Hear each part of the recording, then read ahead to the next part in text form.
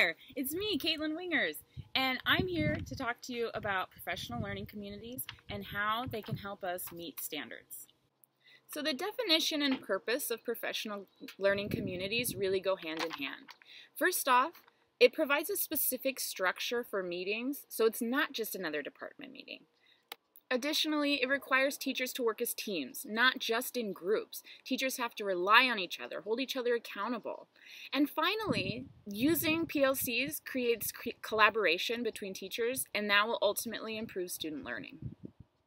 When we use professional learning communities correctly in schools, we will see many positive outcomes, such as, but not limited to, increased collaboration, standard common assessments, continuity from grade to grade, teaching using best practices, a stronger sense of community between the teachers and the students, and also the ultimate goal of increased student learning.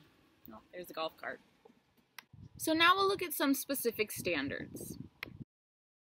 For the crosswalk portion of this activity, I chose an array of standards, all from 3rd grade, but they're all student learning standards from social studies, math, and language arts, just to see how professional learning community activities can really relate to a wide range of standards.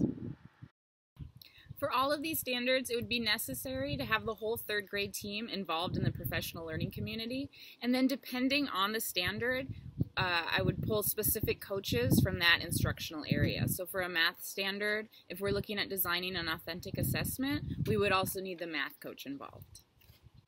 Using a professional learning community will help meet these standards because teachers will be collaborating. They'll be using team planning, and that will ensure best practices are being used to reach all learners.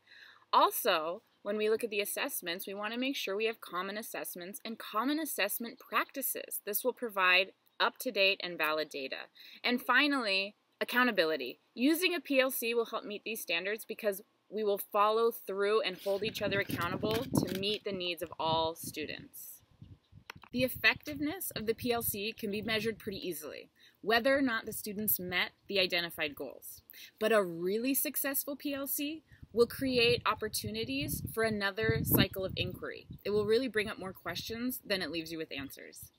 So there you have it. As you can see, professional learning communities are an outstanding way to meet standards. Now I'm going to get back to reading and watching some golf.